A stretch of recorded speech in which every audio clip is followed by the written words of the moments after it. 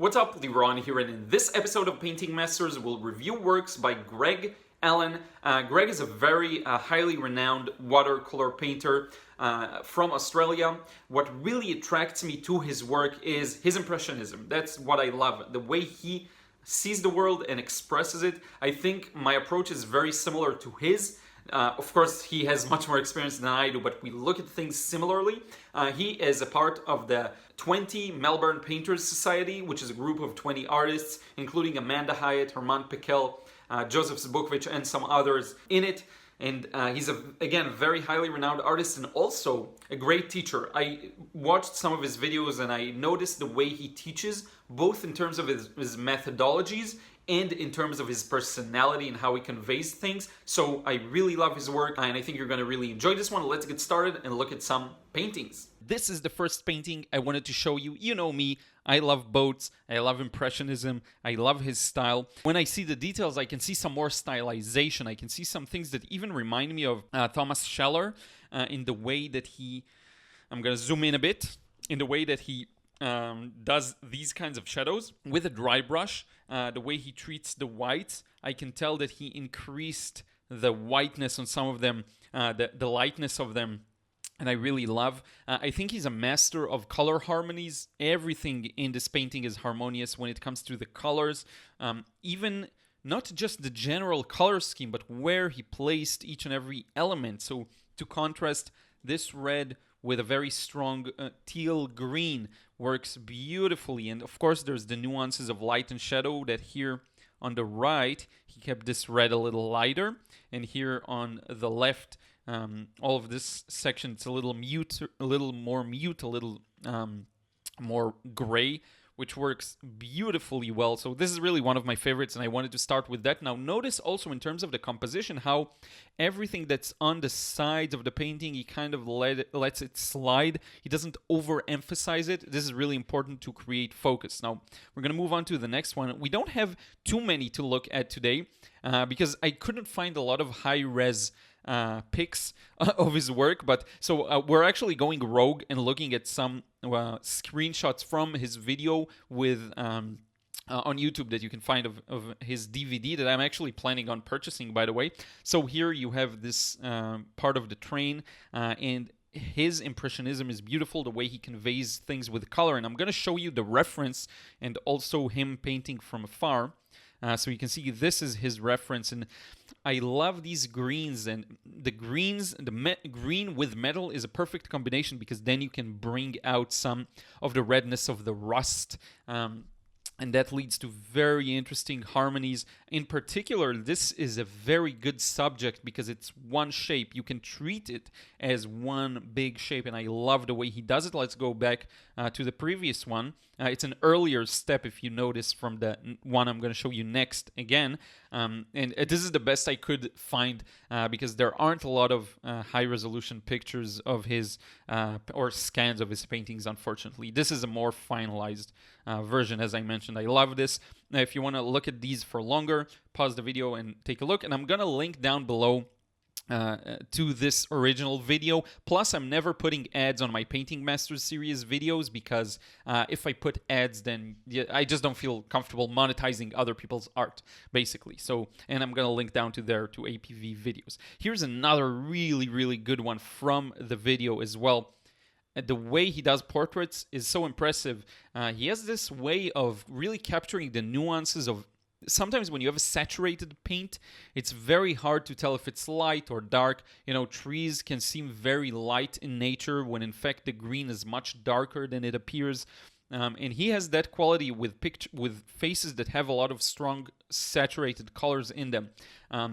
So here's the painting. Now I want to show you the reference, the person here, and also some zoom-ins of the video. This is the best I could do again. But I'm going to go back in just a moment to the previous one. Notice how beautifully he captured the shape of his face. Let's go back to the previous one for a moment and take a look at this. The look, the character he was able to capture, it's so impressive.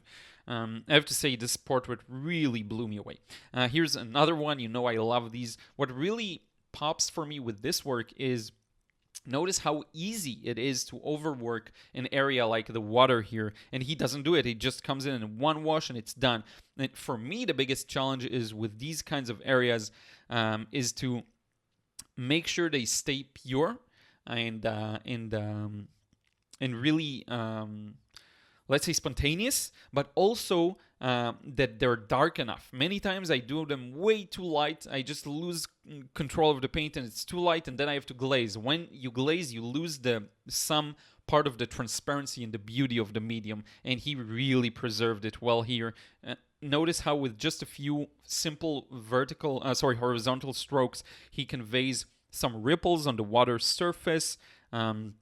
Very beautiful. And then, of course, another thing that pops for me is you have this boat here and a lot of warm and cool plays in the shadows. So if I zoom in just a bit here, you can see that there's a lot of oranginess here, or maybe redness, and then towards the bottom it's a bit more blue. Same thing here. Starts red and orange, it goes, or peach even, then goes into blue that looks kind of like French ultramarine or cerulean or even cobalt. I'm not sure.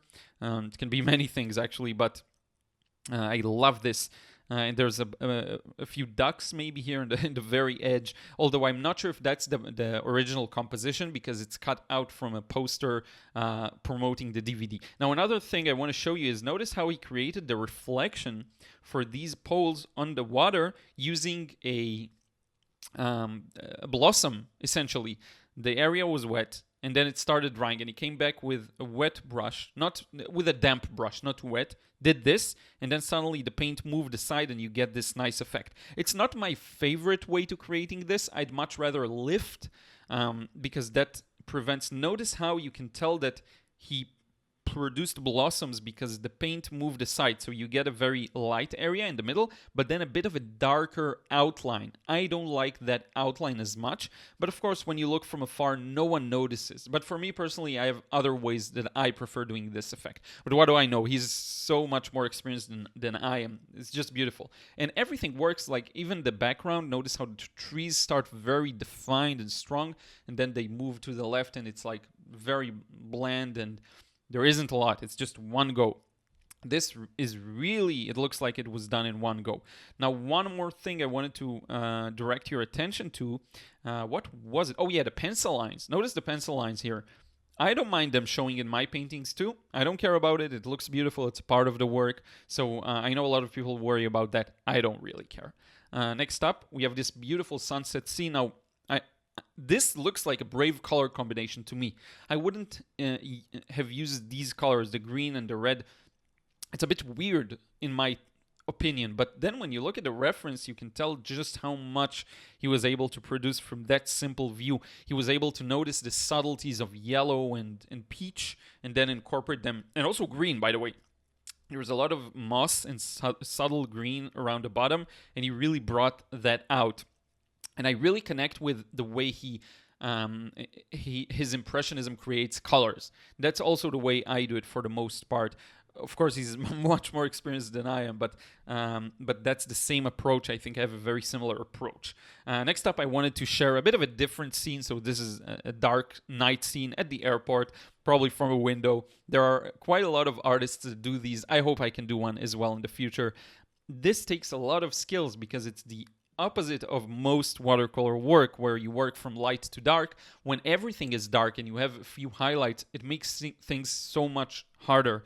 And it doesn't seem to me like he relied too much on opaque paint here at all. He just added it in some spots, like here, on the road here. The feeling of light and of nighttime and strong projectors with light here, and a bit maybe rainy or gloomy. I love that. So a bit of opaque paint here, a bit of opaque paint I think on this wing of the plane in the background, but not too much. I think most of these he was able to actually preserve, which is really impressive. Next up, just wanted to check something. Yeah, next up, this a painting of another artist painting. I love that the sense of light. This is one of the things I love the most. Even if you ignore the person, notice the upper right corner. All of this area especially here at the back, you can really feel the light almost. You can feel you know how sometimes when there's strong sunlight coming into a building and then you can see some specks of dust, you can really see them here, and it looks great. The shadow is following the shape of the woods in many places, like here the highlight. Notice the highlight here, like this, moving from top right to bottom left. It follows the shapes of the woods, which is beautiful. The wood pieces, it's so beautiful. This is one of my favorites here. Also here as well, you have his feet completely disappear into the floor of this cabin or whatever that is, and it's beautiful. He really captured the moment of him painting, and it's probably just an art friend, a part of his group maybe, that they paint together. This is beautiful. It's such a beautiful way of capturing the moment, and I believe this is the last one. With this, I wanted to keep it for last because technically it's one of the most impressive here. Of course, all of them are very impressive, but I like the end result here. I think it's very graceful. It has something very unique to it. The way it conveys the location, also like a swampy lake or something like that, or maybe just a lake or a river, is so beautiful. There is some use of opaque paint here, probably for the ripples that are left by maybe ducklings that swim on the surface, that I really love. But also in terms of the technique, it's so good. Like notice this part of the trees. There's a lot of wet in wet because the shadows are blurred and blended. Also here in the background, notice here, I'm going to zoom in a bit so you can better see, and you can tell that all of these blend. Now, sometimes it's easy to use these techniques as a gimmick, and I do that too sometimes, but he is able to use them for what they're meant. They work in the subject itself and also in the general context of everything around it, which I find to be very impressive. And even if you look at the general shapes, the initial wash, all of this nice orange here, and then some purple and blues and kind of grays, and then orange towards us that really indicates that there is a bit of green in there, works so beautifully together. And this is, for me, the epitome of painting. The horizon line is even a bit crooked, or maybe it's just the scan or the photo, the image, but just beautiful. One of my favorites. Here you can see some details that he probably scratched out to create the effect of the tree trunks.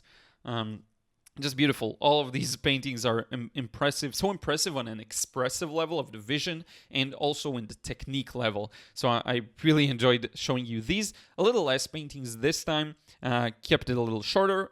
So with that being said, let's wrap up this video. So this is it. I really hope you enjoyed this video, and as I mentioned, an artist I really, really admire. I love the way he approaches painting and the painting process and teaching the painting process as well. As I mentioned, we went a little rogue. I had to take some screenshots from videos because I couldn't find enough high-resolution pictures of his work online, but I hope the message was still conveyed in a good way. So don't forget to give this video a like if you liked it, because that really helps me with YouTube and telling YouTube this video is interesting and showing it to more people. Also, don't forget to subscribe if you still haven't. I have tons of other videos like this, including 26 other episodes of Painting Masters. And in the end of this video, I will link to a video I think you're gonna really enjoy. Be sure to check that out. I want to thank you so much once again, and I will talk to you again in another vid real soon.